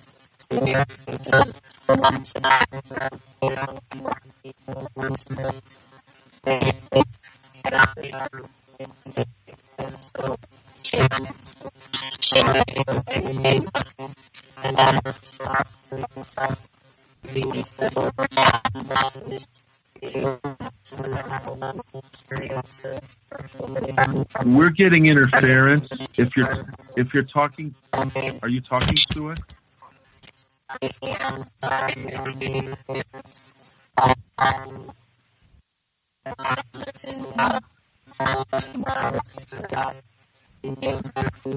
Janet, you need to hang up and call back. Can you hear us? Yeah, it's we're Janet. Still online. She's calling back. She'll call back. She just had a bad connection. Okay, I was wondering who that was, whether it was one of us or whether perhaps some of our friends had decided. Hollis, you were all garbled. Can you just say whatever you said before? Say it again for us. Sure. What I said was, in listening to whatever that just was that your text says was Janet, I was wondering if it was. Oh, good Lord! Hang on, this is Kosta Makreas. Somebody else is dialing in. Okay, no, sorry. Okay, well, we didn't hear anything. It was all this weird, garbled stuff. Okay. So try again, please. Yeah. I think what I was saying, and I'm getting a lot of interference again, I think what I was just saying is that what we find is often a contacting experiencer will have some kind of extraterrestrial experience, and then the government will take them within 24 to 48 hours because they want to know what they learned from the extraterrestrial. And so that gets anchored. Once you unpack it and you do some work with the people, that gets anchored with the negative experience. When you have that, like Ray Hernandez says, a small part of experiencers are having negative experiences, but they're actually because of they had an experience and it was followed by a military abduction, which wasn't a pleasant experience. That's all I was just saying. Got it. So that makes sense. Yeah. That makes sense. Yeah. So I work with people like that, and I tell them I don't know what to do about the military, except tell them to knock it off. And it's like leave our people alone. Yeah, I guess they need to establish their own relationship with the extraterrestrials instead of harassing experiences. But they know who we are. There's some kind of database. They know who the experiencers are. They know when they're having contact. Do you have any insight on that? How do the powers that be, the military, know when our people are having experiences? What I have to say about that is, no, I don't know much about that. I mean, other than, what I read and other people read, I don't have any particular deeper insight or insider connections like that at all. And that's also by design, because I'm concentrating in my community on the now and on the future. Yes, there are opposing elements, but as every day goes by, their power is weakening, and there are greater powers than them that are neutralizing them in one way or another. So what that means is that the rest of us who want to create the future, that's where I prefer to put my focus. And so I find myself being an expert in what's going on in my community and in creating a golden age, which is really what we're about, and in meeting our benevolent star families and stuff. So, like I say, I'm future focused and not the expert in secret space programs and all that kind of stuff. Okay, so tell us more about your work and your programs. We don't have to wait for ET to love each other. Do it now, whether you've met ET or not. That's true. Right. Well, in fact, I want to tell you another little anecdote here of mine. Years ago, after I first was making contact, the human initiated kind, and I was having a session where star people came through and they were speaking through Hollis telepathically. And I was really intrigued. They said right away, we do not want you to think of us as gods. Don't look at us as gods. Think of us instead as elder brothers, sisters, and cousins. We are family. And that really, really stuck with me, because that, like I said, that was in the beginning as my experiences were still new and fresh, and I'm forming my opinions about things and making up my mind about what do I believe. They came through and they said that, and that set such a wonderful tone. Well, not long after that, I was in my car and I was driving to another city to go meet Hollis, and was in the fast lane, probably doing faster than I should be, which would be 80 miles an hour here, but kind of in a zone as you often get when you're driving for a long stretch on a highway. You kind of zone out a little bit. And I know that what I was thinking over in my mind in that state was that conversation that I'd had with the star people who had told me that what I just related to you. That kind of daydream as I'm driving was suddenly broken by the fact that to my right, in the lane to my right, this semi-trailer truck went zipping by me. And I'm 80, and this huge truck had to be doing 100. He had no business doing that, but he was doing it. And he rips by me, and it's a great noise, and I just kind of snap out of the reverie I was in. And then that truck was followed by a second one on my right, going not quite as fast, because by now I was really alert and observant. And as that second truck passed me on the right, I could see in the back of his trailer, in the same way that if you've ever seen the dirty windshield of a car that's parked and someone has used their finger or something, they've written "wash me" in the window, as a joke, in the dirt. Yeah. Well, in the same way, on the back of this trailer, I don't know if it was dirt or I really don't know what the medium was, because this happened so quickly, but written in big block letters on that trailer as it passed me, the words "ETs are family." And then the truck just kept going and disappeared. Never saw it again on the road. So they have a sense of humor. Your message. And that was my message. It's like, if you didn't believe us the first time, here's a little bit example of what we can do. And I just love it because it hits you right in the heart. It makes you feel like you've been heard and seen, and you're being supported and encouraged. So they said ETs are family. I love it. Yeah, I take it even further. Some of the people that we've interviewed, like Nancy Tremaine, have a child. She has a kid with a reptilian, and we have several reports of ETs making families with Homo sapiens here with Earthlings. Wow. Yeah. Well, why not? If we're really cosmic kin, as you were talking earlier, Dr. Sasha, about if people accept the fact that human beings are the creation of ET beings who contributed, material, we literally are family. And once we start looking at it that way and realizing that as we become cosmic humanity, we'll have cosmic relations. I like to think of it as say someone across the sea that you've never met as a distant cousin or uncle or whatever.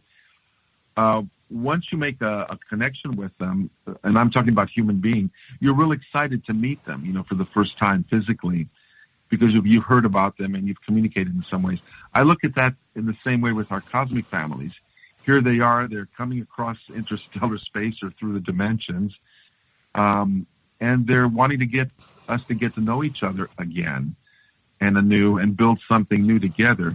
So that's why with some excitement, I'm involved in what I'm doing in making this contact, because we really are building those family relationships now. And I really believe that it won't be that long before things change on Earth and they can be walking with us physically here and building new societies here.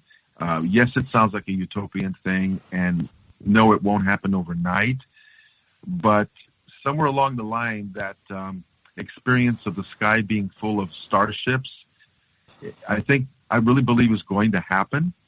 And that's when we will really start getting down to work and meeting each other and working together to build something better than what we've had. And that's what I call a golden age. And that's what I'm working for. Excellent. So when you establish or you help people establish their groups, how does that work? You have lots of groups forming all over and local groups. How do you recommend that they do that? Every group is different because it just depends on the personality of the people starting it. But we have instructions on our website, and that's where I encourage people to come to ETLetsTalk.com.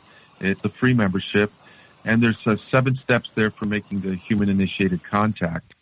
And that's where people can start with. I point them to that. My friend Celia Hatch, hello Celia, this is a shout-out, has also put together something that's wonderful called a CE5 Handbook, A Close Encounter of the Fifth Kind. And that's literally the URL. It's ACE5 Handbook, all one kind of word, .com. And people can go there and download a PDF for free, which has all kinds of information, different meditation exercises, tips on forming a group, and on and on and on. It's something everyone should download and work with. So I point people to that when they have questions that I can't answer or don't have time to answer. I say, go get the CE5 Handbook, and you'll get all this accumulated wisdom from people, and it gives you something to work with. So that's one way I get people started. And we have a map on our website, a member map, where voluntarily people can place themselves geographically. It's like a Google map. You've seen lots of these. And you see lots of little markers all over the world, and you can mouse over the marker, and it has an email on it and a location. So people who are members on the website can go to that map and find others that are near them and make that contact. So that's another way they can build a group. They also do it by talking to, I find often that people have one friend or one relative that's open to this, and they'll go talk, and they'll go out together and have an experience, and they get all excited, and they bring in another friend. And it just grows organically like that. Once people have their own experience and get over the fear of being ridiculed or losing a job or something, they will talk to those they think are ready. And there are many who are ready, as we've been finding out. Hollis knows that when we socialize here in the Bay Area, and people ask us what we do, we're pretty upfront about it, that we have an online community and we make contact with star civilizations. And you know what? Unlike 40 or 50 years ago, the response when we say that to people is a look that goes across the face, and they do one of several things. They say, "Oh, I had an experience like that," or "I had an uncle," and they start telling you about it. Or they want to go off in the corner and speak quietly because they're not ready to make it a public conversation, but they'll tell you a story there. And they also may say, "How can I do that? How can you show me?" And especially the younger generation, the starseeds and that are among them, the millennials and those after them, are really open to this. So that's what we're working with. It's easy for them to start groups because that younger generation has grown up with a more expanded consciousness. They grew up with Star Trek, all the generations, with E.T., with Close Encounters. All that has exploded in the last few decades. So they take that as their baseline. It's like, oh, yeah, life does exist everywhere. And, yeah, they're here. So we're not in the business of trying to convince people and saying, here's all the evidence, although there is evidence and people have done studies and it's really good, why star people exist. That generation, the younger generation, is already starting from the point of, yeah, we know we're there, now what's next? Well, we're about what's next. It's like, oh, did you know you can make the contact, and here's some stories we have to share. And their eyes get big and wide, say, can you teach me how to do that? And we do. So, Kosta, and they teach their friends, and they go on and on. What's 1, 2, 3, 4, 5, 6, 7? What are the steps?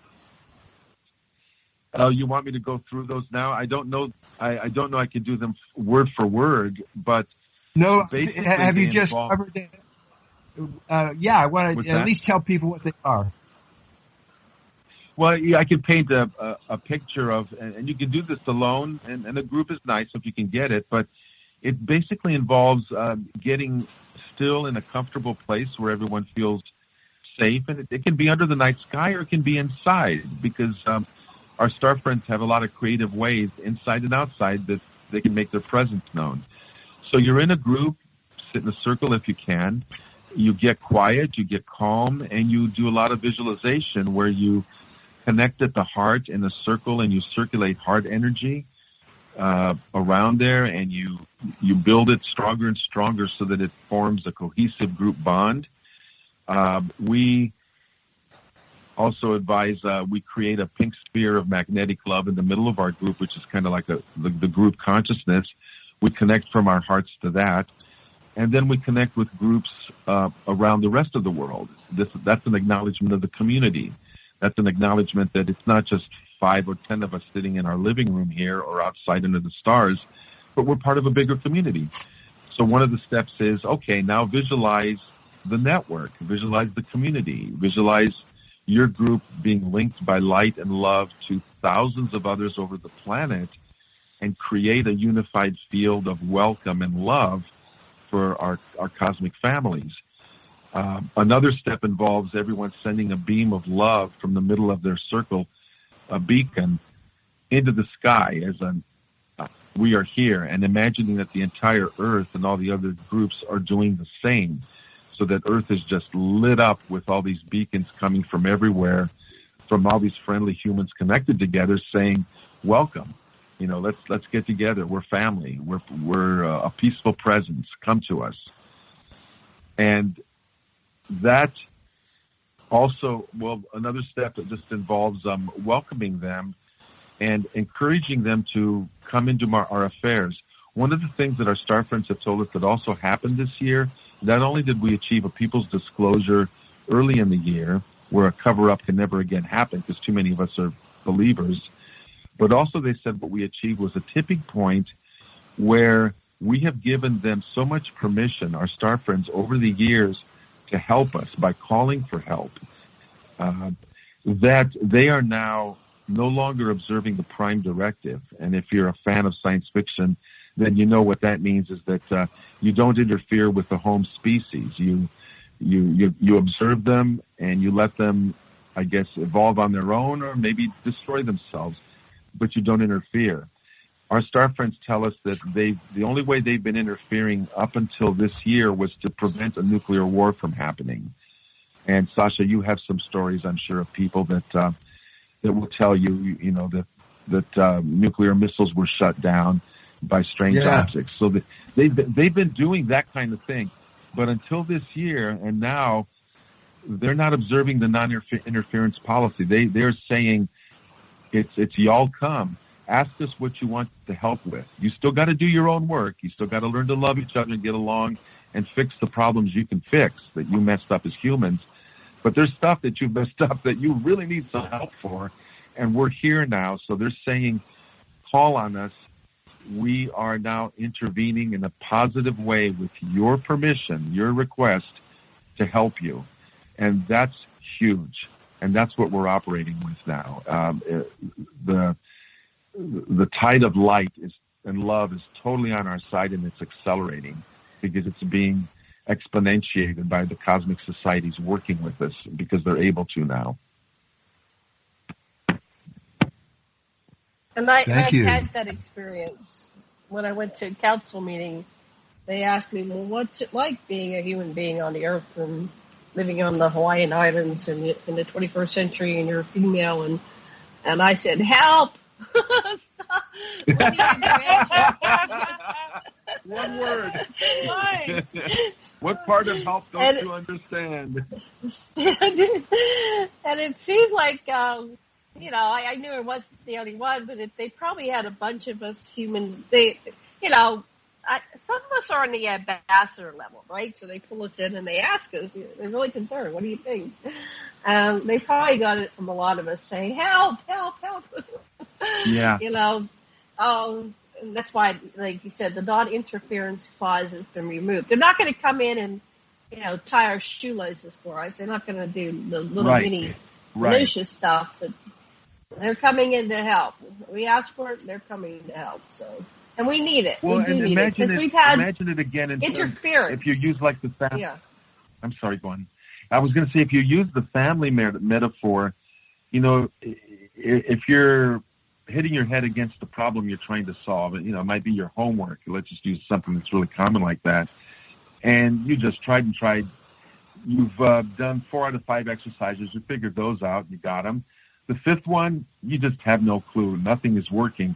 You might walk in the next room to your older brother or sister and say, you went through this course. You've been through this book. Can you give me a hand? And that's when they will step in. They may not solve the problem for you, but they can ask you questions and lead you to it and open your mind and show you a solution yourself. That's the kind of guidance and help that comes to my mind. But I will say, too, that some of our teams have seen StarCraft over Fukushima. Clearly, they tell us they've been cleaning up radiation. Yeah, there still is some, but I really think it could have been 100 times worse were it not for them being asked to interfere in that way. Also, I've actually seen videos, and maybe you two have as well, of chemtrails in the sky, and you see a little object flitting about the trails, and they just start disappearing. And you can tell that it's neutralizing the bad things that are in it, and until the trail is just gone. So that's the kind of help that you and I can't do really easily, but that they're allowed to do and that we will accept gladly. That's great. That's great. We're getting down, we got about 5 or 6 minutes. Yeah, we're getting down there. What would you like what do you make sure our listeners hear from you before we run out of time? What would you like them to know? I'd like them to know that the future is in our hands, and the best way to predict the future is for us to create it. So because we've achieved the people's disclosure, I want people to be positive. The mass media is reflecting to us everything that's wrong in the world, and we can't stick our heads in the sand and say it doesn't exist. Yeah, we need to know about it. But I want people to know that we have a bright future if we so choose it, and we have the power to create it if we come together, have that vision, work with our cosmic families, and envision it. And wherever we are, there's something we can do. Not all of us is a Joan of Arc. Wherever we are in whatever situation, our surroundings, we can start creating a positive future and being the change that we want to see, and calling upon our angels, our guides, our cosmic brothers and sisters and cousins to join us in that, because that help is there now. And I really want people to feel optimistic. Regardless of what the mass media is showing you, there is a way out, and we have to start creating it. And that's why I ask people to come to ETLetsTalk.com. It's a free membership. And also to join us in the Woodstock of ET Contact, because that's something positive everybody can do, wherever you are, spending a few minutes once for the 3 days and joining everyone all over the world to build love and heal our Earth, our beloved Gaia, and all of her life forms. And again, that's ETLetsTalk.com/Woodstock-ET-Contact/ where you can get all the information and get on the email list. So thanks for giving me the opportunity to say all that. I appreciate it. Yeah, we still have about 5 more minutes. So I just want to make sure all the things that you want to, key points that you want to convey to our listeners, they get said. Now, Sasha, do you have any more comments or questions? Yes, I would like to say that a really good way to start out is what I call unilateral giving. If you're in some kind of difficulty or contretemps with somebody else, start by just giving without any demand or expectation of reciprocity, and you just watch what happens. Start by just giving without any expectation of return, and just watch things get better. That's beautiful. That's good. Everybody has something they can give, even if it's not material. It's a smile, it's a kind word, it's a pat on the shoulder, on the back. You're right. There's no excuse to keep any of us from practicing it in small ways. And it adds up. Millions of people, the paying it forward thing, when someone's done something nice for you and you pay it forward, it's such a good feeling. Yeah, one of my heroes, his name is Fidel Castro, had a policy called Reach One, Teach One, where the 8-year-olds taught the 5-year-olds, and everybody in Cuba became literate from a population that was illiterate. That's how we can go. A candle loses none of its light by lighting another. Dig it? Yeah. Absolutely. Dig it. Yeah. Not a zero-sum game. And having a positive vision for yourself, for the future, for the world, for your friends, your family, costs nothing. It's very little effort, and it's, small things add up to big results. Yes. All right. So your next events, are you having any kind of conference? Are you unifying everybody in an annual event or anything like that, or is that in the works, or even in thoughts, or am I making this up? Yeah, we're having a couple things in third week in October, from October 20th to the 25th. Our ET Let's Talk group will be in Joshua Tree for 6 days and nights at a retreat there where we come together to learn psychic skills expanded by Hollis in the afternoon, and then we do contact at night. And we always have real amazing experiences in Joshua Tree, and that's in the Southern California desert. If people want to join us there, I need to hear about that as soon as I can, so I can plan for it. But the cost is very low. They can come to ETLetsTalk.com/retreats, RETREATS, and register there. As well, Hollis and I are speaking at Starworks USA in Laughlin, Nevada, from November 1st to the 3rd. And we'll be talking about a lot of the stuff we've been meaning here. And there's a lot of great speakers that are going to be there. Our friend Paula Harris is the wonderful organizer of that. Paula believes very much in this consciousness and working together with our star friends and contacting them. So she's gotten a great array of speakers together. And it's going to be really fun. We went last year. It's great. Yeah, it is. And that's, I believe it's StarWorksUSA.com. Right, and that's the annual event that's in Laughlin, and that's in November, right? Right, November. I used to go, but I haven't been in a while. Yeah. Mm-hmm. Yeah, November 1st to the 3rd. It's a Friday through a Sunday.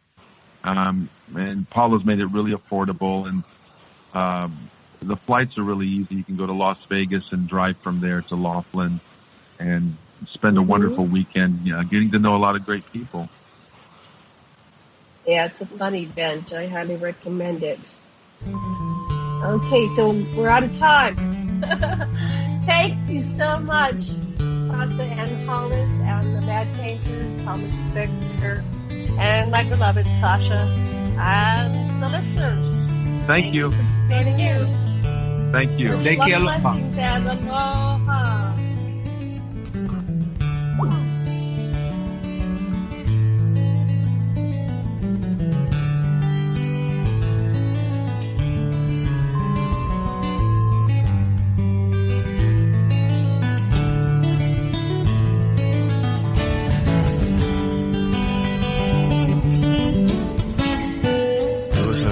Radio at freedomslips.com, and we'll be right back after this message.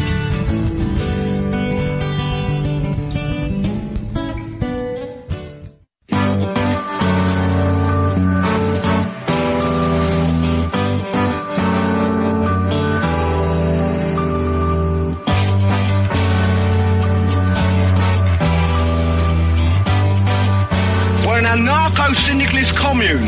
We take it in turns to act as a sort of executive officer for the week. Yes. But all the decisions of that officer have to be ratified at a special bi-weekly meeting. Yes, I see. By a simple majority in the case of purely internal affairs. Be quiet. But by a 2/3 majority in the case of more... Be quiet. I order you to be quiet. Look, you stupid bastard, you've got no arms left. Yes, I have. Look. Just a flesh wound. I don't believe I've seen such a display of courage, skill, nerve, grace, and stupidity. I'll do you for that. Oh, what? Come here. What are you going to do, bleed on me? I'm invincible. You're a loony. The Black Knight always triumphs. Roundtable Live Monday through Friday, 1 a.m. till 4 a.m. Eastern Time. Bring your mind, bring your ideas, bring your voice. King Arthur had nothing on us here at Revolution Radio, freedomslips.com.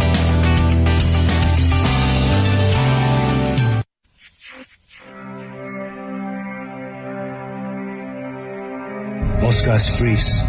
That's your cerebral cortex looking for an answer it doesn't have. See? Even your brain knows you're screwed. The body's filling with adrenaline right now, whether you know it or not. Your heart's beating fast. It's getting a little harder to breathe. The neurobiological system is telling you to run, but your knees are too weak to move. Fear is not real. The only place that fear can exist is in our thoughts of the future. It is a product of our imagination, causing us to fear things that do not at present and may not ever exist. That is near insanity. Do not misunderstand me. Danger is very real, but fear is a choice. We are all telling ourselves a story. You're listening to Revolution Radio at freedomslips.com. 100% listener-supported radio. Reporting to danger, unafraid. Right here, where information never sleeps. Revolution Radio.